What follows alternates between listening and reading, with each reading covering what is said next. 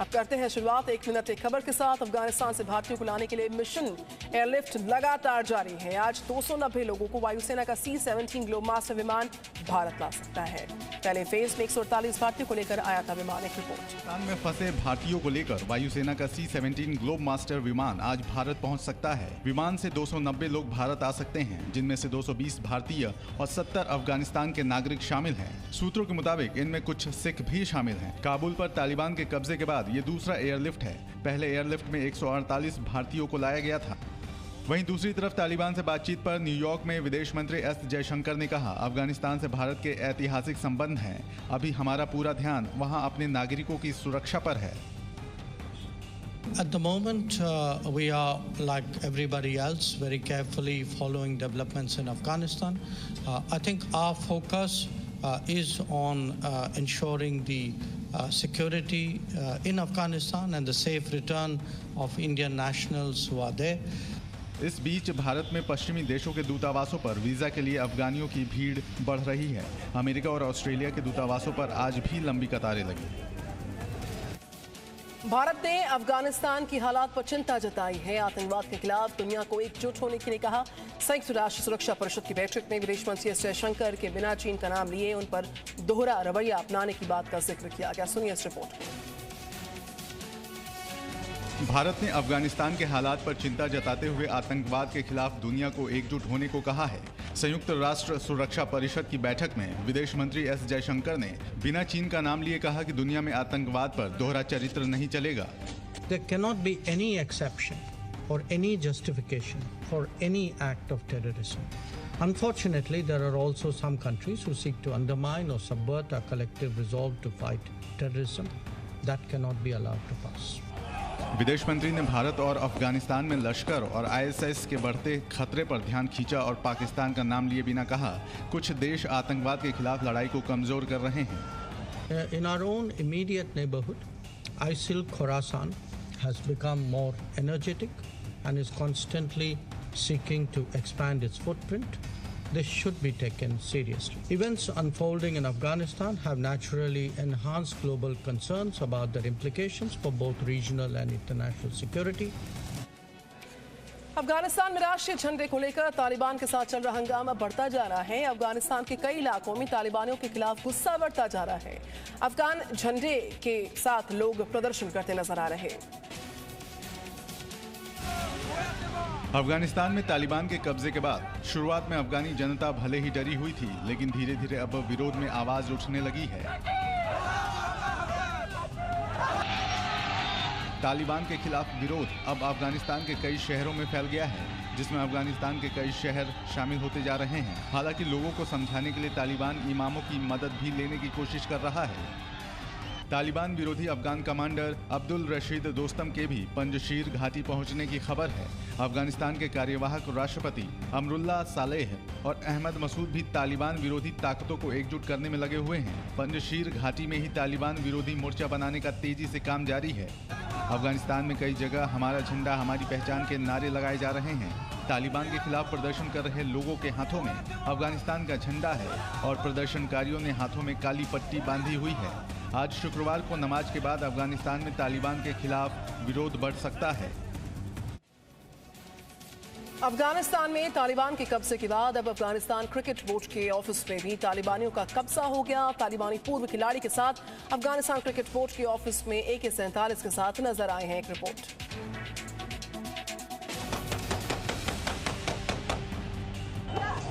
अफगानिस्तान में तालिबानियों के कब्जे के बाद लगातार हालात बद से बदतर होते जा रहे हैं, जिसका असर अफगानी क्रिकेट बोर्ड पर भी पड़ा है।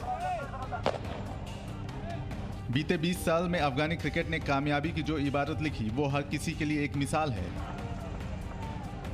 लेकिन तालिबान के कब्जे में अफगानिस्तान के आने के बाद एक बार फिर से अफगानी क्रिकेट के भविष्य पर सवाल खड़े हो गए हैं।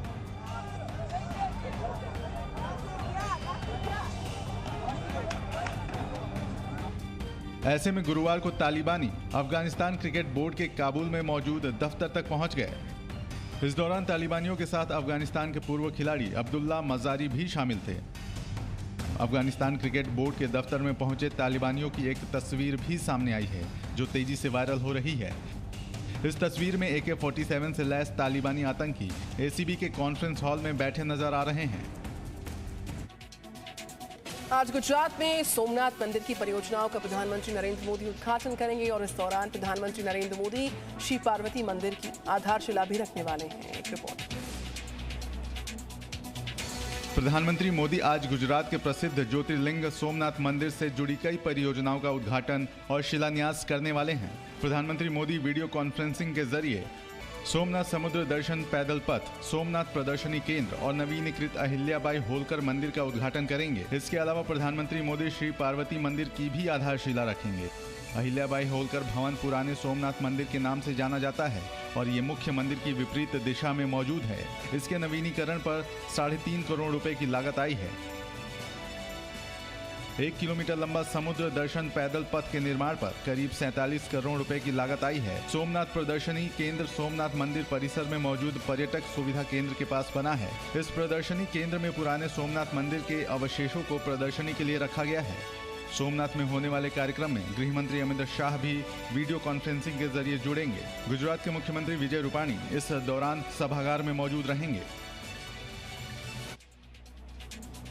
यूपी विधानसभा चुनाव को लेकर गृह मंत्री अमित शाह के घर अहम बैठक हुई, जिसमें बीजेपी अध्यक्ष JP नड्डा सीएम योगी आदित्यनाथ के साथ करीब 3.5 घंटे तक मंथन रहा जारी। यूपी विधानसभा चुनाव के लिए बीजेपी ने तैयारियां तेज कर दी हैं, जिसके मद्देनजर गुरुवार को गृह मंत्री अमित शाह के घर पर एक अहम बैठक हुई। बैठक में हिस्सा लेने के लिए यूपी के सीएम योगी आदित्यनाथ पहुंचे। सीएम योगी के साथ बीजेपी अध्यक्ष JP नड्डा, यूपी बीजेपी अध्यक्ष स्वतंत्र देव सिंह, संगठन मंत्री सुनील बंसल भी मौजूद रहे। बैठक में यूपी चुनाव से जुड़े कई मुद्दों पर चर्चा की गई। 2022 में उत्तर प्रदेश के साथ साथ कई दूसरे राज्यों के भी विधानसभा चुनाव होने वाले हैं। इसको लेकर कई राजनीतिक दल अपनी तैयारियों में जुट गए हैं। बता दें कि पिछले महीने बीजेपी अध्यक्ष JP नड्डा और गृह मंत्री अमित शाह ने प्रधानमंत्री मोदी से मुलाकात की थी। बीजेपी उत्तर प्रदेश चुनाव को लेकर बेहद गंभीरता बरत रही है। ऐसे में बीजेपी संगठन स्तर पर लगातार बैठकें कर रणनीति बनाने में जुटी हुई है। सीएम योगी ने गुरुवार को विधानसभा में बोलते हुए कई घोषणाएं की। सीएम योगी ने सरकारी कर्मचारियों के DA में 28% की बढ़ोतरी करने, भू माफियाओं के कब्जे से मुक्त कराई जमीन पर गरीबों के लिए आवास बनाने की भी घोषणा की है। विपक्ष को एकजुट करने के लिए आज सोनिया गांधी बैठक करने वाली है, जिसमें शरद पवार, ममता बनर्जी, उद्धव ठाकरे समेत कई नेता शामिल हो सकते हैं। मोदी सरकार के खिलाफ विपक्षी दलों को एकजुट करने और साझा रणनीति बनाने को लेकर कांग्रेस अध्यक्ष सोनिया गांधी ने आज सहयोगी दलों के नेताओं की बैठक बुलाई है। इस बैठक में शरद पवार, ममता बनर्जी, उद्धव ठाकरे, MK स्टालिन, हेमंत सोरेन जैसे बड़े नेता शामिल हो सकते हैं। बैठक शाम 4 बजे शुरू होगी, जिसमें सभी नेता वीडियो कॉन्फ्रेंसिंग के जरिए जुड़ेंगे। सोनिया गांधी के अलावा राहुल गांधी भी इस बैठक में मौजूद रह सकते हैं। हफ्ते भर पहले खत्म हुए मॉनसून सत्र के दौरान भी सरकार की घेरेबंदी में विपक्षी दल एकजुट नजर आए थे। आज होने वाली बैठक में आगे की रणनीति को लेकर विपक्षी दलों के बड़े नेता चर्चा करेंगे। आज की बैठक में मॉनसून सत्र, कथित पेगासस जासूसी कांड, कोरोना महामारी, किसान आंदोलन से लेकर अफगानिस्तान के हालात तक पर चर्चा हो सकती है। सोनिया गांधी की आज होने वाली बैठक के लिए किस किस विपक्षी पार्टी को न्योता भेजा गया है, अभी ये साफ नहीं है, लेकिन 15 छोटी बड़ी पार्टियों के नेता इस बैठक में शामिल हो सकते हैं। आइए खबरों के साथ आगे बढ़ते हैं। आपको बता दें, इस बीच ओबीसी संशोधन बिल को राष्ट्रपति रामनाथ कोविंद ने गुरुवार को हरी झंडी दे दी है। अब ये बिल कानून की शक्ल ले चुका है। मॉनसून सेशन के आखिरी समय में ओबीसी संशोधन बिल को पहले लोकसभा फिर राज्यसभा में पारित करवाया गया था। ओबीसी संशोधन बिल को राष्ट्रपति रामनाथ कोविंद ने गुरुवार को हरी झंडी दे दी है। अब ये बिल कानून बन चुका है। मॉनसून सत्र के आखिरी समय में ओबीसी संशोधन बिल को पहले लोकसभा और फिर राज्यसभा से पारित करवाया गया। इस बिल को पक्ष और विपक्ष दोनों ने समर्थन दिया था। किसी भी दल ने ओबीसी संशोधन बिल का विरोध नहीं किया। बिल के कानून बनने के बाद अब राज्य खुद से ओबीसी लिस्ट बना सकेंगे। राज्यसभा में बिल के पक्ष में 187 वोट पड़े थे। लोकसभा में बिल के समर्थन में 385 वोट पड़े थे और विरोध में एक भी वोट नहीं पड़ा था। संसद में ओबीसी बिल पास होने के बाद प्रधानमंत्री नरेंद्र मोदी ने कहा था कि ओबीसी संशोधन बिल 2021 का दोनों सदनों में पास होना हमारे देश के लिए महत्वपूर्ण क्षण है। संसद में कानून बनाकर ओबीसी से जुड़ी सूची बनाने का अधिकार राज्यों को दे दिया गया है कि समाज की विकास यात्रा में कोई व्यक्ति ना छूटे, कोई वर्ग ना छूटे। रेल यात्रियों की परेशानी जानने के लिए रेल मंत्री अश्विनी वैष्णव ने पैसेंजर ट्रेन में सफर तय किया और इस दौरान उन्होंने न सिर्फ ट्रेन का निरीक्षण किया बल्कि ट्रेन में सफर कर रहे लोगों से बातचीत करते भी वो नजर आए। एक रिपोर्ट। हीराकुंड एक्सप्रेस में यात्री उस वक्त हैरान रह गए जब उन्होंने अपने सामने रेल मंत्री अश्विनी वैष्णव को यात्रा करते और लोगों से बातचीत करते हुए देखा। दरअसल ओडिशा में बीजेपी की जन आशीर्वाद यात्रा की शुरुआत के लिए केंद्रीय मंत्री धर्मेंद्र प्रधान और अश्विनी वैष्णव पहुंचे थे। उन्होंने इस यात्रा की शुरुआत पुरी से की और इस दौरान जगह जगह पर रुककर वे लोगों का अभिवादन करते और उनसे बातचीत करते नजर आए। वहीं इन सब के बीच रेल मंत्री अश्विनी वैष्णव भुवनेश्वर रेलवे स्टेशन पर पहुंच गए और वहां के हालातों का जायजा लिया। भुवनेश्वर रेलवे स्टेशन पहुंचे रेल मंत्री अश्विनी वैष्णव अचानक ही एक ट्रेन में सवार हो गए और सफर कर रहे यात्रियों से बातचीत करने लगे। रेल मंत्री अश्विनी वैष्णव ने भुवनेश्वर से रायगढ़ तक की यात्रा की। इस दौरान यात्रियों ने उन्हें अपनी परेशानियां भी बताई। बहुत अच्छा लगा। He so nice, such a nice person. बहुत मतलब डाउन टू अर्थ है, इतना पोलाइटली बच्चों के साथ बात करें, he encourages a lot. Jammu Kashmir में कुलगाम के देवसर इलाके में अपनी पार्टी के नेता गुलाम हसन लोन की आतंकियों ने गोली मारकर हत्या कर दी। पूर्व सीएम उमर अब्दुल्ला और महबूबा मुफ्ती ने हत्या पर अपने दुख को जताया है। जम्मू कश्मीर में आतंकवादियों ने एक और राजनीतिक पार्टी के नेता की हत्या कर दी है। अपनी पार्टी के नेता गुलाम हसन लोन को कुलगाम के देवसर में आतंकियों ने गोलियों से भून दिया। घायल गुलाम हसन को अस्पताल में इलाज के लिए भर्ती कराया गया, लेकिन इलाज के दौरान उन्होंने दम तोड़ दिया। गुलाम हसन की हत्या पर जम्मू कश्मीर के पूर्व मुख्यमंत्री उमर अब्दुल्ला ने दुख जताया है। उमर अब्दुल्ला ने ट्वीट कर कहा, दक्षिण कश्मीर के देवसर इलाके में गुलाम हसन लोन की हत्या के बारे में सुनकर बहुत दुख हुआ। आतंकी संगठनों के निशाने पर आए मुख्य धारा के राजनेताओं को निशाना बनाने का ये चलन नया और बहुत चिंताजनक है। मैं इसकी कड़े शब्दों में निंदा करता हूँ। वहीं पूर्व मुख्यमंत्री महबूबा मुफ्ती ने भी ट्वीट कर हत्या को दुर्भाग्यवश बताया। महबूबा मुफ्ती ने ट्वीट कर लिखा, ऐसा लगता है कि कश्मीर में राजनीतिक हत्याएं नहीं रुकेंगी। मैं अपनी पार्टी के नेता गुलाम हसन की हत्या की निंदा करती हूं। उनके साथ मेरी गहरी संवेदना है। 9 अगस्त को लश्कर आतंकियों ने अनंतनाग जिले में बीजेपी सरपंच के घर में घुसकर हत्या कर दी थी।